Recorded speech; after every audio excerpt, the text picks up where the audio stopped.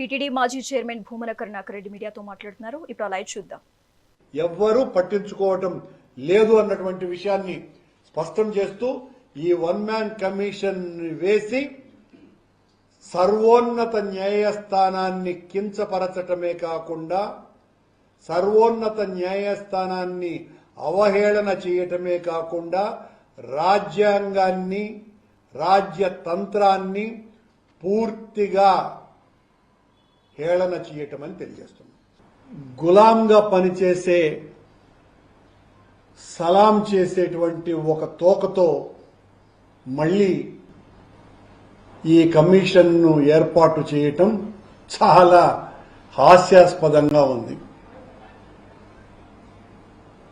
సంవత్సరం క్రితం వైకుంఠ ఏకాదశి రోజున జరిగిన తొక్కిసలాటలో ఇలాగే ఒక వన్ మ్యాన్ కమిషన్ను వేసి ఎవరిని శిక్షించాలో ఎవరిని రక్షించాలో ముందుగానే నిర్ధారించుకొని దాని ప్రకారం ఆ రిపోర్టును సమర్పించటం కూడా మనమందరం కూడా చూశాం. ఈ రోజున అత్యున్నత సర్వోన్నత న్యాయస్థానం ఇచ్చినటువంటి తీర్పు ప్రకారం సిబిఐ సిట్ రెండు కలిపి విచారణ చేసిన తరువాత చంద్రబాబు నాయుడు గారు లడ్డూ ప్రసాదం పైన రాజకీయ కుట్రకు పాల్పడి ఇప్పటికే ఆయన దేవుడి ఆగ్రహానికి గురవుతున్నా కూడా తగిన మూల్యాన్ని చెల్లిస్తున్నా కూడా తప్పులు తెలుసుకొని లెంపలు వేసుకోవడానికి బదులు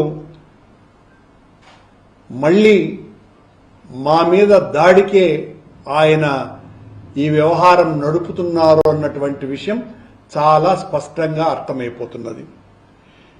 సిబిఐ సిట్ తన కనుసన్నలలో విచారణ జరపలేదని తాను అనుకున్నట్టుగా వైఎస్ఆర్ కాంగ్రెస్ పార్టీ నాయకుల మీద మా నాయకుడు జగన్మోహన్ రెడ్డి గారి మీద అభియోగాలు మోపలేదు కనుక తాను ఆశించిన విధంగా రాజకీయ కుట్ర ముందుకు సాగలేదు కాబట్టి ఇప్పుడు ఒక రిటైర్డ్ అధికారితో ఈ వన్ మ్యాన్ కమిషన్ ని వేసినారు.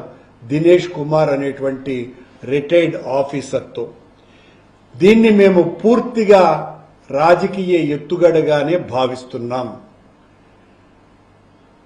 సుప్రీంకోర్టు పర్యవేక్షణలో సిబిఐ సిట్ వేసి దర్యాప్తు చేసిన తర్వాత అదే అంశం మీద మళ్లీ కమిషన్ వేయటం అన్నది చాలా ఆశ్చర్యం కలిగించేదే కాకుండా సుప్రీంకోర్టును అవహేళన చేసేటువంటి అంశంగా కూడా ఉంది.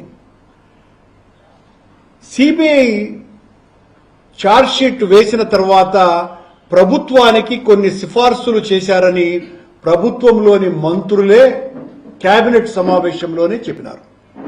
కానీ ఆ సిఫార్సులు ఏమిటి అన్నది ఎవరికీ తెలియదు. పబ్లిక్ డొమైన్ లో కూడా వాళ్లు పెట్టలేదు ప్రభుత్వం. ఒకవేళ ఆ సిఫార్సులను ప్రభుత్వం అమలు చేయాలనుకుంటే వెంటనే అమలు చేసి ఉండవచ్చును.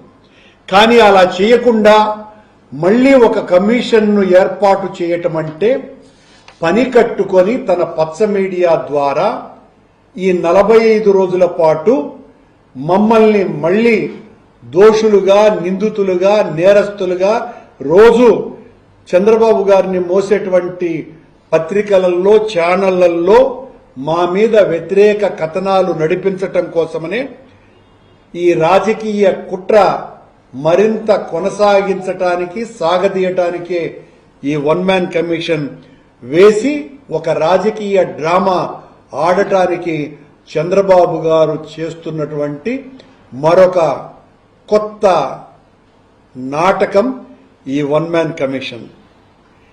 తాను అనుకున్నటువంటి వ్యక్తులను వేధించటానికి తన చేతిలో ఉన్నటువంటి మీడియా ద్వారానే తానే సొంతంగా ట్రయల్ చేసి మమ్మల్ని అందరినీ కూడా దోషులుగా చేసి గిట్టని వారి మీద ఈ కమిషన్ పేరుతో ముద్ర వేసి నేరస్తులుగా చిత్రీకరించేటువంటి ప్రయత్నం చంద్రబాబు గారు చేస్తున్నారు.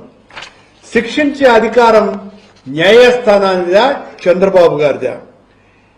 ఇంత నాటకం కన్నా ఈ కమిషన్ చైర్మన్ గా చంద్రబాబు గారే ఉంటే సరిపోతుంది. మళ్ళీ ఓ రిటైర్డ్ ఆఫీసర్ తో వన్ మ్యాన్ కమిషన్ వేసినాము అని చెప్పాల్సినటువంటి అవసరం ఏమీ లేదు. అనుకున్న వారికి ఎవరికి శిక్ష వేయాలనో వీళ్ళందరూ కూడా నేరస్తులు, నేనే జడ్జి, నేనే వన్ మ్యాన్ కమిషన్, మీరందరూ కూడా నేరస్తులనని జగన్మోహన్ రెడ్డి గారిని, నన్ను, సుబ్బారెడ్డి గారిని, ధర్మారెడ్డి గారిని అందరినీ కూడా దోషులుగా చేసి నేరస్తులుగా ఆయనే తీర్పులు ఇచ్చేసి